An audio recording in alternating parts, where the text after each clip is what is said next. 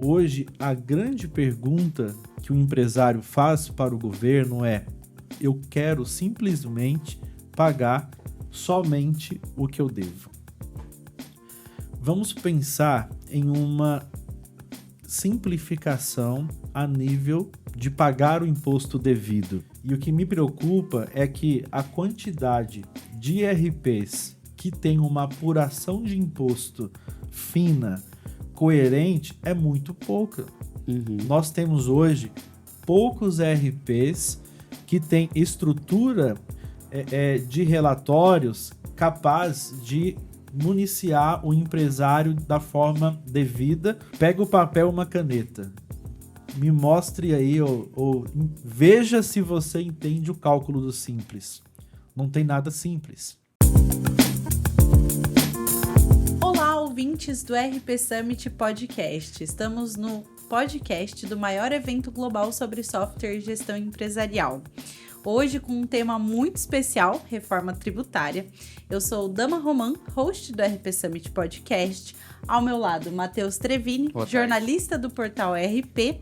E eu queria receber, muito obrigada por terem aceitado o nosso convite, Isaac Mendes, CEO da iMendes, e João Vitor, que é diretor de operações da iMendes. Sejam bem-vindos. Obrigado, Dama. Obrigado, Matheus, João, que está sempre aqui comigo. É uma honra para nós poder estar aqui com vocês. Que bacana. Eu acredito que esse bate-papo vai ser muito produtivo, mas antes de entrarmos nesse assunto e aprofundarmos, eu queria entender um pouco, contem sobre a carreira de vocês sempre trabalharam nessa área, e aí se você puder iniciar, Isaac, depois do João Vitor. Claro. Vamos falar um pouco mais sobre o cenário tributário no Brasil, e a nossa história se mistura com a história do tributário do Brasil. Hoje nós estamos indo para 18 anos de história como empresa. Eu comecei um pouco antes na área, atuando em uma empresa de software para escritório de contabilidade. Então, a nossa trajetória sempre foi ser elo entre contador, empresas de software e contribuinte, atendendo demandas do governo. Então, hoje a iMendes deriva do cenário contábil do Brasil. Nessa nossa trajetória, o governo mudou, eu posso dizer, tudo, né? Hoje nós temos um cenário tributário, não estou falando ainda sobre reforma tributária, Sim. Que demanda muita tecnologia. Perfeito. E a iMendes é uma empresa de tecnologia, porém nós começamos como uma empresa de serviço. Olha. No começo da nossa história, nós éramos o Severino do contador. Então, tudo aquilo que era demais para o contador, devido à sua rotina, devido à sua expertise, a iMendes, o Isaac na época, né? Então eles ligavam para o Isaac, você não me ajuda nessa demanda, eu não consigo fazer, enfim. E aí nós iríamos montando alguns escopos de trabalho. E aí nós começamos, até pela minha jornada também em tecnologia, criar ferramentas que pudessem viabilizar o mínimo de escala dessa prestação de serviço. Nós estamos falando... Você é formado em tecnologia ou na área de contábil e tributário? Eu fiz 1 ano e meio de ciência da computação. Nossa, né? E aí a história ela é parecida com a de muitos. No começo da faculdade, eu optei por abrir a empresa. E aí, hoje, o meu diploma, na verdade, é a própria empresa. E as minhas 2 filhas, né? Que bacana. E essa questão tributária, da onde veio? Eu atuava já com um sistema focado em contabilidade. Legal. Então, eu entrei nessa área contábil por meio da empresa que eu trabalhava. Ah, tá. Perfeito. João Vitor, conta um pouco pra gente, até a gente chegar na iMendes e depois a gente vai falar mais profundamente sobre as soluções. Legal. A minha história na tecnologia, ela começou dentro da iMendes. Então, antes da iMendes, eu atuei já como telemarketing, assistente administrativo. até que eu entrei na Imendes, né? Conheci o Isaac primeiramente, na época que ele fazia o trabalho de Severino, né? Era na parte de serviços. Eu tenho já 14 anos de Imendes, eu entrei em 2011 fazendo freelance, né? Fazendo ali alguns trabalhos, e aí no ano seguinte o Isaac me convidou, eu entrei para a empresa, e de lá para cá já passei praticamente, só não fiz a Copa, né? Só não fiz a Copa e recepção. Então, todas as áreas aí eu já passei, começando por suporte, né? Passando em comercial, cheguei ali na parte fiscal, na parte de serviços, BPO, obrigações acessórias, e aí a gente foi evoluindo, né? E aí passei para cargo de gerente e hoje eu estou como diretor de operações aí já há 3 anos. Então, a minha jornada na Imendes é basicamente todas as áreas, e aí por 14 anos. Desde aí o nascimento, praticamente. Praticamente. Isaac, você comentou, né, que é uma empresa de mais de 18 anos e que o cenário brasileiro de tributação ele passou por diversos desafios e transformação. Na origem, né, quando você pensou, vou criar uma empresa ali, quando você surgiu esse desejo, qual que era a dor que passava o cenário, né? Qual era a dor principal que você queria resolver dentro do conhecimento que você tinha e dentro da época de mercado? Legal. Primeiro é a dor de ter o dado correto. Dor de ter o dado correto. Segundo, considerar o cálculo correto, uma vez que eu já tenho o dado correto. Então, primeiro eu preciso ter as variáveis, e segundo, eu preciso ter o racional correto do cálculo. Então, vamos entender assim, ó, o que torna hoje o cenário tributário do Brasil complexo? 2 coisas. Primeiro, muitas variáveis. Segundo, muitas condicionais.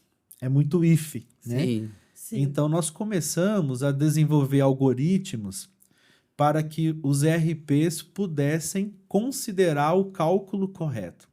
E no final de alguns trabalhos de consultoria que eu comecei a realizar em ERPs, nós identificamos que estava manco. Por quê? Por mais que nós tínhamos as esperas corretas, né? Falando um pouco de reforma da parte civil ainda, né? Você deixa as esperas para depois começar a ter as conexões. Então, ficou manco ou incompleto porque tinha o cálculo, os campos corretos, nos lugares corretos, porém, quem vai preencher? Como vai preencher? Vai fazer? Hoje, nós estamos vindo aí de alguns anos onde o governo nunca proveu dados para o seu contribuinte, muito embora nós temos um governo de muita tecnologia. Sim. Sim. Então, todas as soluções da Imendes foi para que nós pudéssemos colocar o contribuinte na mesma página do governo. Perfeito. Então, são muitas atualizações, muitas variáveis, e não adianta só ter o cálculo correto. Eu preciso entender a complexidade. Só falando um pouco sobre essa complexidade, vamos falar um pouco de números. Sim. Hoje, o nosso Big Data, e deixando agora a modéstia um pouco de lado, nós hoje temos o maior banco de dados tributário do Brasil, tá? São mais de 60 milhões de produtos. Certo. E aí vamos fazer conta de multiplicação, tá? Multiplica agora a quantidade de produto por 27 estados. Nossa. É muito complexo. Agora, calma, Matheus. Imagina. Só o primeiro. É só o primeiro. É só o primeiro. Meu Não Deus. fecha o parêntese, não. Pera lá. Agora multiplica por 260 operações. 260 operações. Meu Deus. A gente precisa anotar esses números para ir. Pois é. Mas o Johnny vai colocar na edição depois. Vamos dar trabalho pro Johnny. Vai.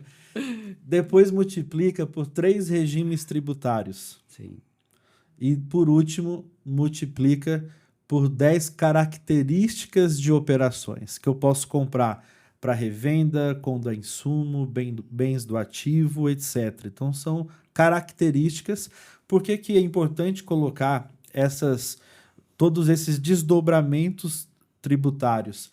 Porque para cada cenário desse que eu mencionei, nós temos nós temos a possibilidade de ter uma tributação distinta. Sim. Eu não estou dizendo que sempre será distinto, mas como nós estamos falando de banco de dados, de matemática, de estatística, se existe a possibilidade de ter essa exceção tributária, eu preciso prever em chaves primárias, né? Quando nós falamos de um banco de dados relacional. E por isso, hoje, nós temos um Big Data que todas essas combinações totalizam centenas de bilhões de regras tributárias. Nossa. E aí nós temos... É difícil até de imaginar. Exatamente. E aí nós temos mais de 30 APIs que se comunicam hoje com mais de 350 ERPs nos 27 estados, atendendo hoje mais de 51 mil clientes no Brasil. Mais de 51 mil clientes no Brasil. Big Ótimos numbers. E falando um pouco, então, desse cenário, conta pra gente, né, sobre essa questão. Vocês iniciaram ali 18 anos atrás e passaram por diversas transformações. Isso trouxe um know-how e uma expertise para a gente poder entrar nesse tema agora de reforma tributária? Sim, sim. Hoje, assim, diante de tudo que o Isaac falou aqui, a gente vê o quão complexo ele é a parte tributária no Brasil. Da mesma maneira que ela é complexa, ela também é bem tecnológica. Sim. Né? Então, a gente vê que toda a conexão hoje de uma empresa, de uma contabilidade, para o fisco, para o governo, ele é transicionado a nível de tecnologia. Né? Então, podemos dizer que a parte fiscal no Brasil ela na grande maioria, tecnológica. Uhum. Né? Então, toda essa complexidade, toda essa tecnologia que foi gerada através do governo, né, nos deu também, né, conectando a resposta, toda essa expertise para passar por essa reforma tributária. Né? Porque essa reforma tributária ela é muito mais tecnológica do que fiscal, legal ali. Né? Porque a gente vê que, assim, hoje o governo ele se comunica.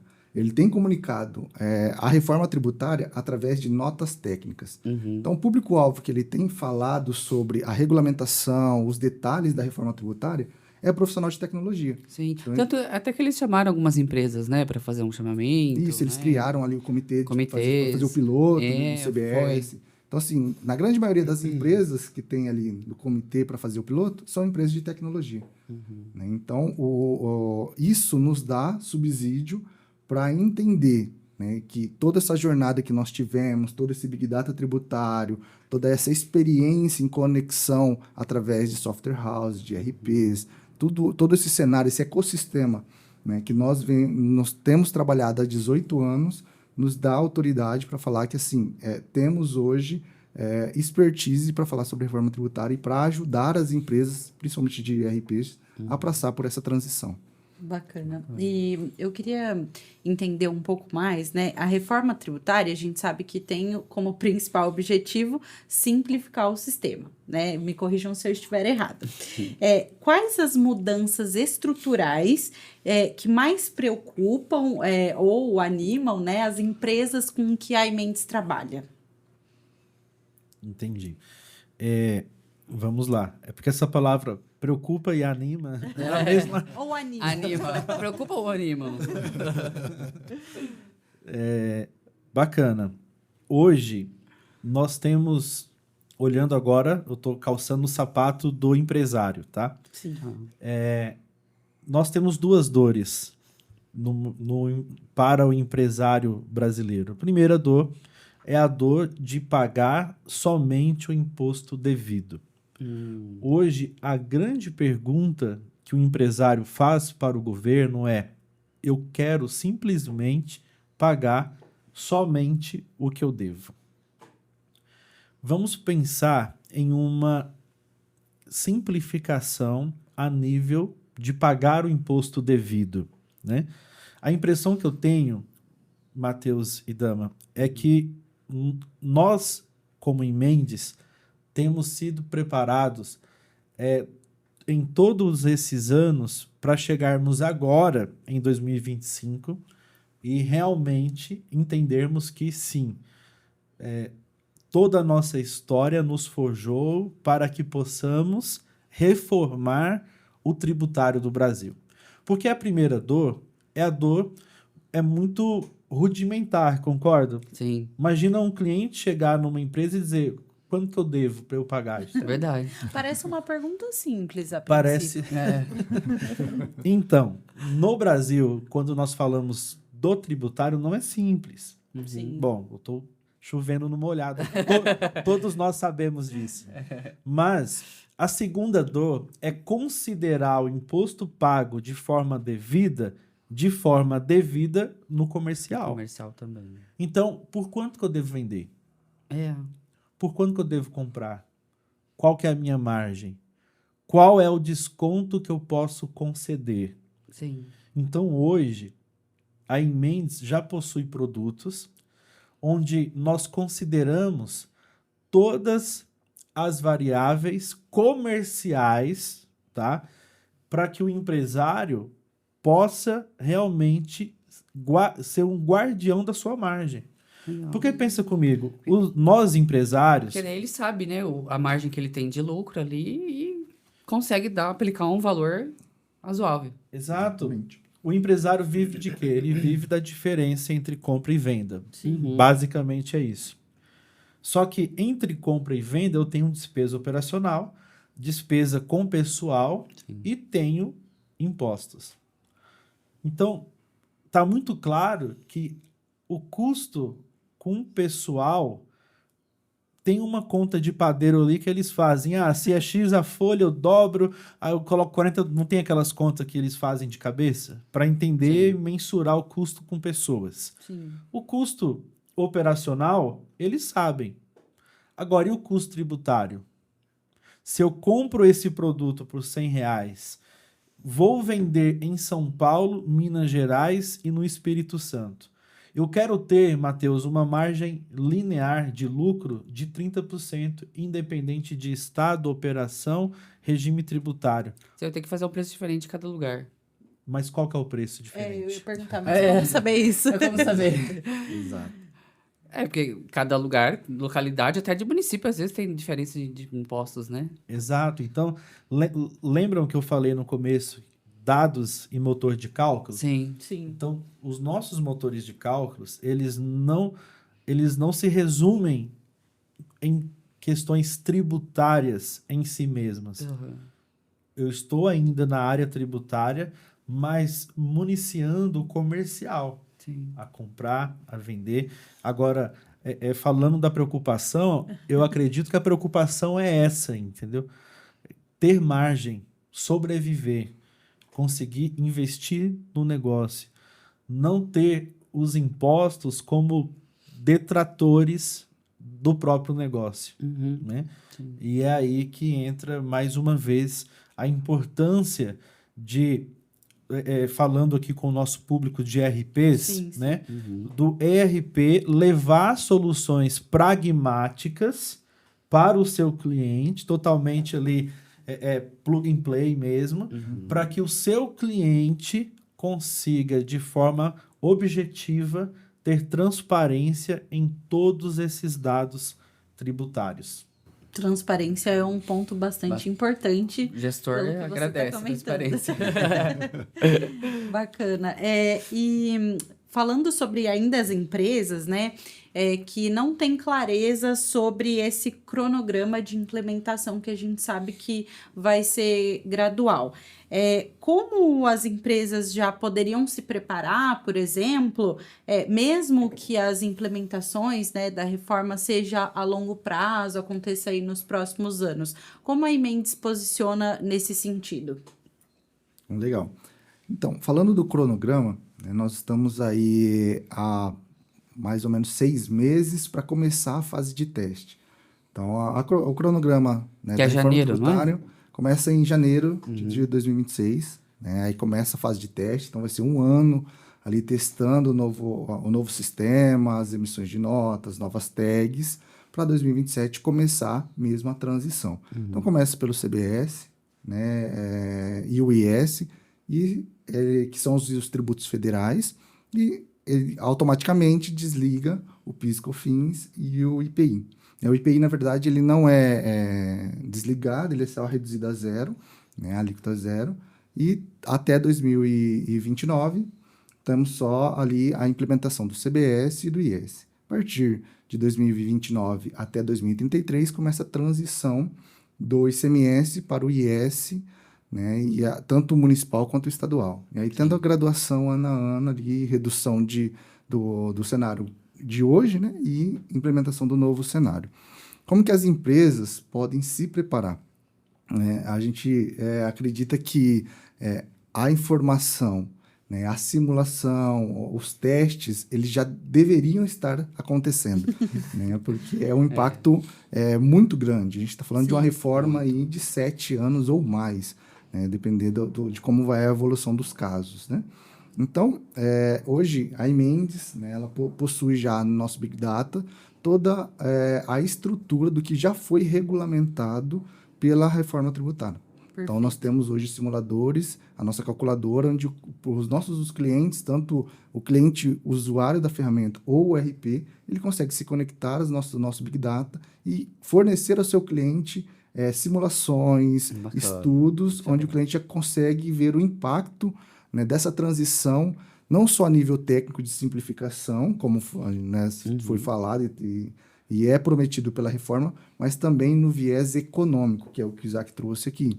Né? Qual que vai ser o impacto econômico só uma da dúvida. reforma tributária? Nessa transição, né? Você falou que tem uma simulação e tal. Vocês conseguem fazer as duas formas de tributação? A nova que é a reforma tributária e a antiga. Vocês conseguem fazer? Conseguimos. Esse é o nosso diferencial. Por ter esse Big Data, por ter toda a estrutura a nível de itens, né, de SKU, nós conseguimos hoje fazer a simulação no cenário atual e no cenário de toda a transição, ano por ano, produto por produto, tributo por tributo, até 2033. Então, é possível o cliente fazer essa comparação no cenário de hoje e durante a reforma tributária. Além da simulação de dados, a gente também consegue fazer toda a simulação de impacto financeiro. Então, qual que é a minha margem de lucro hoje, qual que é o meu custo de hoje e qual que vai ser minha margem de lucro e meu custo. Essa fase desculpa te interromper, essa fase de transição é bacana porque, por exemplo, a gente consegue enxergar, por exemplo, o tanto de imposto que a gente pagaria agora, né? E durante a reforma. E aí as pessoas vão perceber exatamente como que vai ser essa mudança, né? E aí ela mesma pode se adaptar, né? Você estava falando dessa questão de ele vai perceber onde ele vai ter a margem de lucro dele, né? Isso é bacana, isso é bem interessante mesmo. O desafio é tangibilizar. Tangibilizar, né? Tangibilizar a reforma no âmbito econômico da empresa. Sim. Isso é legal.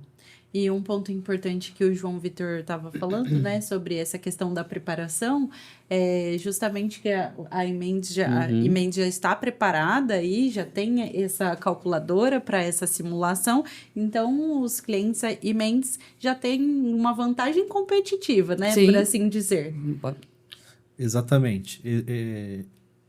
Você ter a presciência do que vai acontecer. Se o seu principal competidor não tem essa visibilidade, com certeza você pode se preparar melhor, tanto na questão de compra, de compliance, de back-office das empresas e também, é claro, né, na parte comercial, tudo isso sem acumular em nenhum momento passivos tributários. Hoje, a grande realidade é que as empresas acabam tendo evasões fiscais de forma não consciente. Não é aquela evasão contumaz. É a pessoa que não tem clareza de como teria que proceder de forma correta, então ele acaba ou pagando a menos ou pagando a mais. Impactos indiretos, então. Exato, exatamente. Perfeito. E o RP, ele tem um papel fundamental em tudo que nós estamos falando, porque o protagonista da reforma tributária, como o João Vitor trouxe aqui, é realmente o RP. Sim. É ele que realmente tem potência para poder empratar essa reforma tributária para o seu cliente. Porque vamos pensar assim, ó, todas as vezes que nós pensamos na área tributária, vem na nossa mente a figura do contador. Sim. Nunca do verdade. programador, né? É verdade. Da área tributária em si. Em si, né? Porque... Exatamente, mas quem está fazendo a reforma do lado do governo são programadores. Que é justamente a área de tecnologia que o João Vitor tocou. Sim. Exatamente. Então, do lado de cá, nós temos que atuar de igual. Sim. Né? Nós precisamos ter essa equivalência técnica do lado do contribuinte. Perfeito. Então, é só o RP que vai poder realmente trazer, porque é tudo que nós falamos acerca de tributos é superlativo no Brasil, né? Você vê assim, ó, falando do IBS, que é o Imposto Estadual, que vai começar em 2029, transicionar até 33. Sim. É você pensar que durante todo esse período de transição, nós vamos ter benefícios perdidos, porque nós temos produtos no Estado que é isento, tem redução de alíquota, de base de cálculo, é substituição tributária, então o contribuinte que não é indústria ou que não está comprando de fora do Estado ou não está importando de fora do Brasil, ele, nesse momento, ele não paga o ICMS na prática, né? Mas ele vai passar a pagar o IBS. Então, nós temos o desafio de acomodar esse aclive do IBS e o declive do ICMS/ISS. Um desafio. Nesse período também, nós vamos ter outros desafios. Por exemplo, vão começar a vigorar exceções tributárias. Eu ia chegar aí. É uma dúvida minha, inclusive. Como é que vai funcionar essa questão dessa tributação para quem pede isenção, na verdade? Como que vai funcionar isso dentro da reforma tributária? Na verdade, tributária? vamos pensar assim, Matheus. O cenário tributário atual não tem vínculo com o cenário que está por vir. Ah, Perfeito. tá. Perfeito. Se nós começar a pensar em simetria, nós vamos ficar doidos, porque não tem simetria. Não tem mesmo. Porque Não cada tem. um de um jeito. Exatamente. Parece a mesma face com dois lados totalmente diferentes. A realidade é essa. E aí, nós, dentro do cenário novo, nós já temos, antes de dar a largada, exceções. Sim. Sim. Nós já temos cerca de 8 alíquotas diferentes a nível de Brasil. Tá. Só que a Lei Complementar 214, agora de 25, ela vai dizer que cada estado ou cada município tem a liberdade de estabelecer a sua própria alíquota. Nossa, isso já é uma Isso já exceção é antes de começar. Exatamente. Então, assim, nós temos 2029, 10% de ICMS a menos. Sim. E eu tenho 10% deste cenário, onde eu tenho produtos isentos, produtos com redução de alíquota. Então, você percebe que o desdobramento que eu mencionei no começo do cenário atual, ele vai aumentar, porque nós vamos ter mais 3 impostos com as suas respectivas exceções. Agora, imposto seletivo. É o imposto do pecado. Que vai começar agora em 27. O IPI já está previsto que nós vamos conviver com o IPI até 2073. O imposto seletivo não estou dizendo que ele incide sobre todos os produtos que prejudicam a saúde ou meio ambiente. Sim. Existe uma lista hoje finita, porém, ele é passivo de incidir sobre os produtos que prejudicam saúde e meio ambiente. Vai num supermercado e veja o tamanho dos produtos que faz bem para a saúde. É 2, 3 gôndolas. É verdade. Com embalagem sustentável. E afins. O que me preocupa é isso. O Mas preço lá em cima. a alíquota, gente, é 25%. Nós não estamos falando de 5%, Sim. Matheus. A mais, Imagina, né? É muito mais. além de ser 25%, esses 25% somam na base do IBS e do CBS. Nossa. É bastante preocupante. É bastante. Então você vê que no meio do jogo vale gol de mão, né? É mais ou menos isso. Então, para o empresário agora contextualizar todas essas variáveis dentro do seu negócio, repactuando preços e tendo essa previsibilidade, então eu vejo assim, o plano de negócio tem que mudar. O que é curva A hoje de uma empresa vai poder ser curva A no momento da reforma? Precisa fazer conta. Fazer conta, depende muito. Olha aí, ó, depende muito, sabe? Hoje o que eles não gostam é isso. No cenário atual, qualquer pergunta que faz na área tributária, qual que é a resposta? Depende. E na reforma tributária, Depende. depende.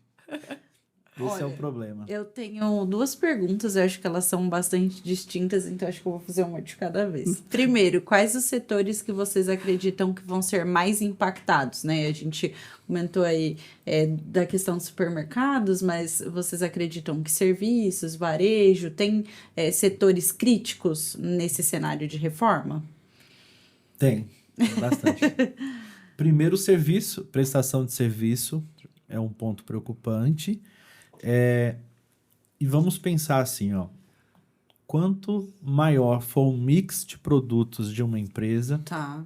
maior será o seu desafio. Tá? Então, assim, quão maior, maior. É tão simples quanto isso. Uma farmácia, ela tem uma complexidade maior do que uma padaria. Perfeito. Né? Você pega um supermercado, aí já é mais do que uma farmácia. Aí você pega o material de construção, aumenta um pouquinho mais.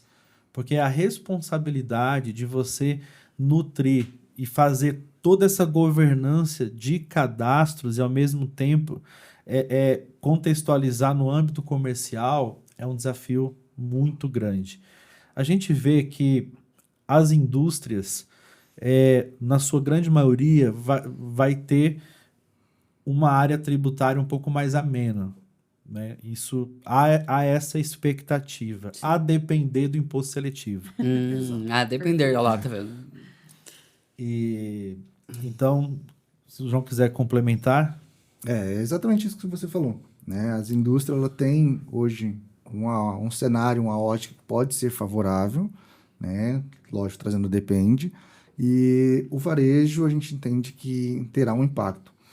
Uma é a questão da parte comercial, como absorver o imposto e repassar para o cliente. Perfeito. Então, a gente assim, entende que não é tão simples essa questão de embutir o imposto dentro do preço. Porque a gente sabe que produtos ele já tem um preço que se conhece no mercado. O consumidor ele já tem esse costume de comprar e já sabe o quanto vai pagar em alguns produtos. Sim. Né? E tirando essa visibilidade e aumentando esse impacto, né, muitas vezes o varejo vai ter que absorver. E será que o varejo ele tem margem para absorver? Verdade. Uma outra dúvida minha também é em relação, por exemplo, agora que nessa fase de transição, principalmente o varejo, né? Quando você faz uma compra no mercado, por exemplo, você recebe lá todos os itens que você comprou e a quantidade no final ali aproximada de impostos, né? Nessa transição, terá os 2 valores de impostos que as pessoas estão pagando, é isso? Vai ser isso? Exato. Olha E para só. as empresas administrarem isso? E para as empresas administrarem isso? Essa é a pergunta. o ideal é ter uma empresa como a Imendes. Ah, olá. Por quê? Porque como hoje já é complexo administrar os impostos existentes. Vão ser apurações a mais. Entendi. E você precisa fazer isso de forma coordenada. É claro que em 27 o PIS e COFINS vai sair e vai entrar um imposto novo. Imposto novo, né? sim. Aí vai sair entrar com o detalhe aqui do IPI e do imposto seletivo. Mas em 2029, o nível da complexidade vai aumentar muito. E o que me preocupa é que a quantidade de IRPs que tem uma apuração de imposto fina, coerente, é muito pouca. Nós temos hoje poucos IRPs que têm estrutura de relatórios capaz de municiar o empresário da forma devida ou da maneira que eles irão precisar em todo esse cenário. Essa informação é muito importante. É muito relevante você comentar isso, porque o mercado precisa realmente estar atento a isso. Precisa. É um alerta muito, muito importante. Vamos analisar, vamos sair um pouco do contexto tributário, mas continuar em reforma, tá? Perfeito. Tá, perfeito. O que define a complexidade de uma reforma? Pensa em um prédio, pensa em uma reforma deste prédio. Se eu te falar que eu vou fazer uma reforma de 2 meses, você mensura a complexidade. Sim. Sim. E se eu te falo que esta reforma, na verdade, vai demorar 7 anos, o Nossa. que vem na sua mente? Não vai só pintar a parede, né, Não. gente? Não. Vamos fazer Com certeza literalmente não. uma casa. É quase demolir e construir Sim. Do zero. do zero. Nós temos a nossa história. O problema do brasileiro é que a memória é curta, né? Na nossa história recente, nós temos muitas mudanças tributárias. Eu vou citar o projeto do SPED, Tá, que perfeito. contempla nota fiscal eletrônica, SPED fiscal, contribuições, CTE, etc. A transição mudou muito, gente. A transição foi cerca de 2 anos, 2 anos e meio. Mudou tudo. Nossa, e Em 2 anos 2 e anos e meio. Agora nós estamos falando de 7 anos. Qual a mensagem que o governo está passando? Quase como construir do zero. Exato. Então, o desafio do RP é, sabe, a velha sigla MVP, Sim. né? Isso não pode ser mais aplicado para a área tributária. Estava conversando com o Vladimir da Alterdata, agora recente, é parceiro nosso também. Sim. E- do Portal RP Também. E ele me disse assim, ó, em outras palavras, parafraseando o que ele me disse. Aquilo que desafia todo mundo não posiciona ninguém. Hoje, se um RP chegar para uma empresa e dizer assim, você precisa colocar o meu RP, o empresário, por quê? O RP diz assim, porque eu gero SPED. Posiciona? Só que em 2006, eles pensavam, Verdade. nossa, o meu RP gera SPED. Parecia que era, né, a última bolacha do pacote. Sim. Né? Hoje eu vejo em toda essa sofisticação também na gestão das empresas, nós não podemos entender que o desafio do RP é gerar o documento fiscal nas tags novas, é fazer o cálculo, é emitir o documento fiscal, é recepcionar mercado, é cumprir obrigação acessória. Gente, o próprio nome já diz, obrigação. Exato. O RP precisa ter ferramentas de fato de gestão. Sim. Hoje, eu posso dizer para vocês, é o grito que nós temos levado para o mercado de RPs, sabe? É realmente entender aquilo que não vai ser comum para todos. E o meu desafio, quando eu me coloco na posição, né, de um RP, é levar para o meu cliente algo que vai não só me posicionar, mas vai passar para o meu cliente uma tranquilidade, porque nós estamos chegando em um momento como país em que as empresas só vão querer remanescer. Sim. Sobreviver vai ser um diferencial. Sim. A gente já escutou isso aqui hoje. Pois é.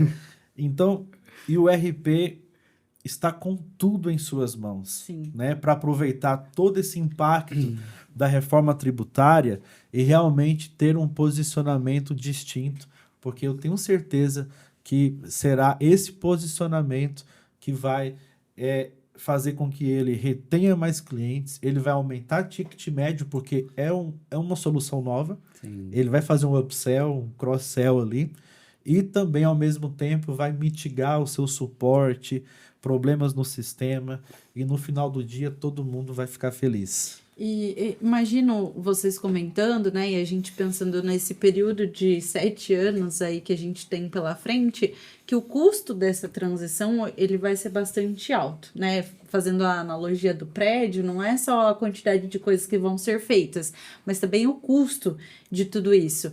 E para as pequenas e médias empresas, como vai ser esse cenário? Excelente pergunta. Olha, 94% das empresas no Brasil são optantes pelo Simples Nacional. Um número muito alto. 94%. É muita gente. Se nós pegarmos hoje o cenário da apuração do DAS, eu desafio aqui, você que está assistindo, pega o papel e uma caneta, me mostre aí, ou veja se você entende o cálculo do Simples. Não tem nada simples. Não é mesmo. Então, nós temos ali alguns anexos, comércio, serviço, indústria, de forma muito simples aqui. Nós temos faixas de faturamento. Perfeito. Alíquotas em cada faixa. Sim. Eu tenho valores que eu vou deduzir da base para calcular essa alíquota. E depois eu tenho uma outra tabela. Essa tabela eu vou ter o imposto trabalhista, eu vou ter o imposto de renda, contribuição social, depois entra os impostos da reforma. Aí vai vir PIS, COFINS, ICMS, ISS e o IPI. E vai entrar, claro, os 3 impostos. E nós vamos ter a proporção de cada alíquota que eu mencionei aqui, apontando para aquela alíquota master. Então, se eu tenho 14% e é 15% para o CBS, 15% de 15%, Sim. vai dar ali uma alíquota menor, né? Imagina agora toda essa segregação tendo que ser feita em tempo real para você emitir o documento fiscal de forma correta. Abro um parêntese, a partir da reforma tributária, a emissão do documento fiscal é um tipo de confissão de dívida. Sim. Pelo que você está nos contando, parece. Exato, porque o governo vai fazer o que eles chamam de apuração assistida, e essa apuração assistida está 100% pendurada no processo de emissão de documento fiscal e de recepção de mercadoria. Pergunto, quem emite nota e dá entrada em nota em uma empresa? É o contador ou é o RP? RP. O protagonista é ele. Esse Então, é um ponto que a gente tem tocado bastante no protagonismo do RP. Então, as pequenas empresas, Dama, são as empresas que mais precisarão de ajuda, porque elas correm um grande risco de estarem no passo seguinte sangrando. Sim. Então, nós não podemos mais ter a ideia de que a empresa pequena precisa de uma pequena gestão. A empresa pequena precisa de um nível maior de gestão, porque o desafio dela é maior. A estrutura dela é menor. O caixa dela é menor. Então, ela precisa de uma ajuda mais consistente, mais próxima. E, de novo, é o RP que está próximo. Hoje nós temos, na grande maioria dos contadores, um fluxo de trabalho enorme. Tem. Eu desafio aqui as empresas pequenas que possam estar nos assistindo, eu não falo pequena de forma pejorativa, né? É um porte menor, optante pelo simples, a nos responder quantas vezes no ano o contador delas as visitam. A gente vai fazer um corte e quem estiver assistindo esse corte vai precisar deixar nos comentários respondendo o seu desafio. É verdade. Agora para fazer justiça aos contadores, porque o que aconteceu, novamente, recapitulando a história recente do tributário? Sim. O governo começou a obrigar o contribuinte de várias coisas e não desobrigou o contador de nada. O contador, ele tem as suas demandas, as suas dores, e ao mesmo tempo o contribuinte precisa de ajuda. Por isso que tecnologia é a única ferramenta que vai amarrar essas pontas. Não adianta nós fazermos aqui uma apologia de que agora os contadores têm que visitar os clientes uma vez por mês. Sim. As empresas menores nem conseguirão pagar por isso, né? Para ser bem honesto. Mas toda empresa hoje possui um sistema. Se o sistema democratizar tudo isso que nós estamos falando, essa dor ela vai sendo amenizada aos poucos e em curto prazo de tempo nós teremos um cenário tributário bem diferente.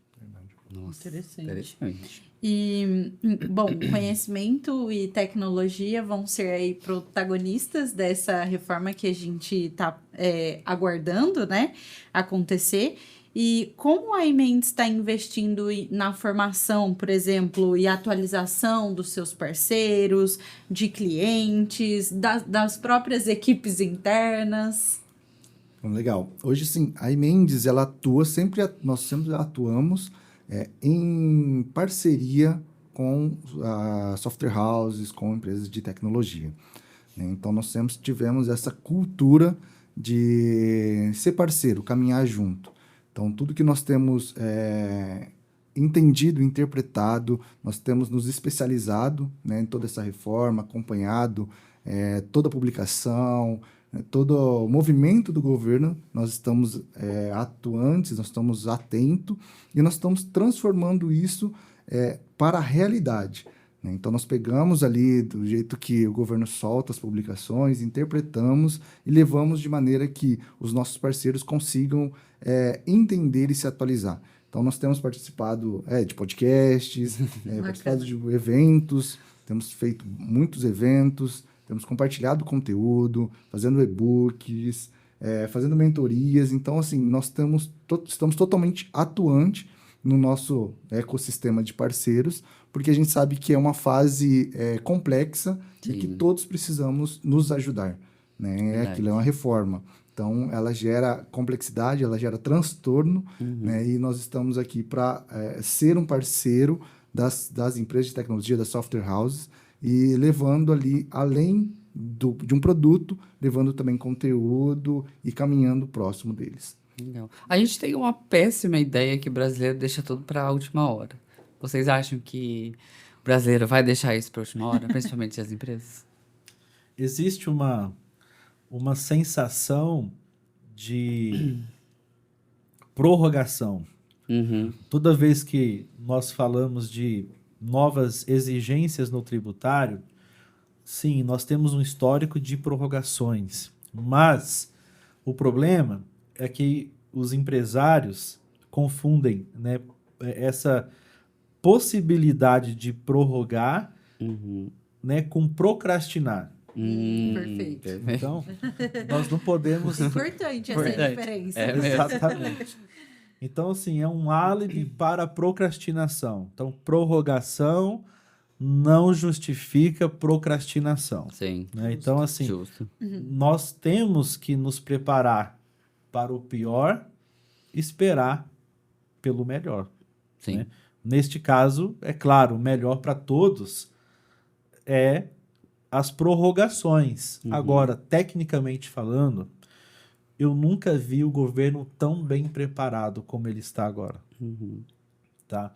A equipe, né, envolvida, né, nos comitês, eu falo assim, gente, vamos nos preparar, né, porque pode sim acontecer mudanças e até mesmo prorrogações, sim, mas é um caminho sem volta.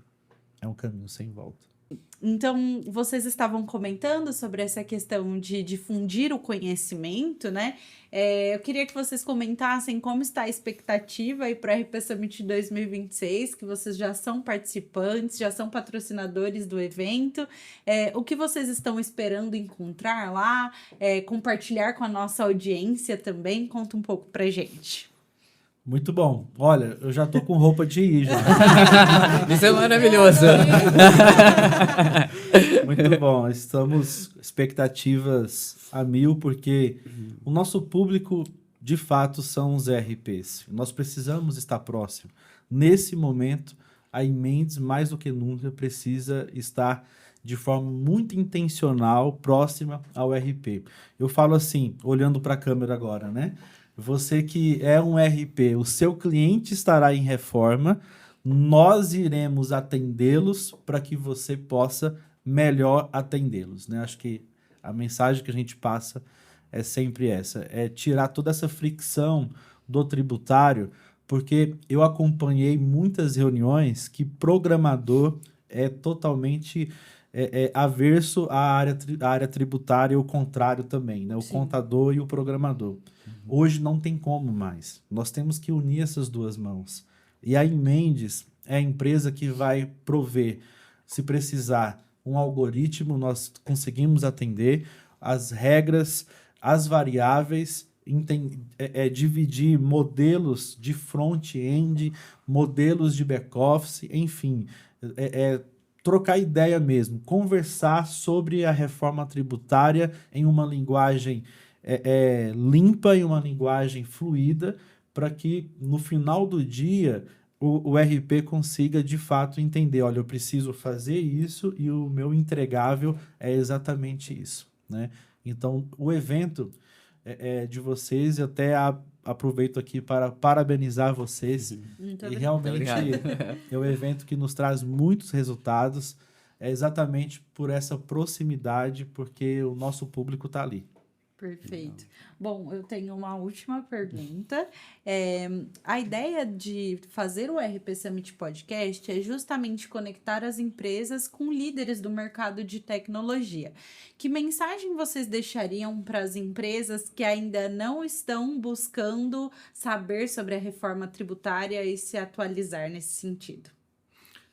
Legal. A mensagem que nós podemos deixar, né, é muito conectada ao que o Isaac já falou, né, que não procrastinar, né, porque hoje o grande diferencial de uma empresa, ela é a gestão e a inteligência e estratégia que ela consegue ter a nível de mercado, né? Se a gente olhar de maneira bem superficial, muitas vezes a carga tributária na grande maioria das vezes, um percentual maior do que o lucro que o empresário tem.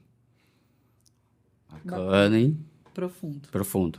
Bom, a gente ainda vai continuar esse bate-papo, vão ter mais episódios sobre reforma tributária e, claro, muito obrigada pela participação de vocês, acho que foi muito esclarecedor falar sobre esse assunto, transformar em um mercado de tecnologia, estamos juntos aqui nesse protagonismo, esperamos que vocês tenham muitos resultados positivos no RP Summit, eu agradeço imensamente a participação de vocês. Obrigado, nós que agradecemos.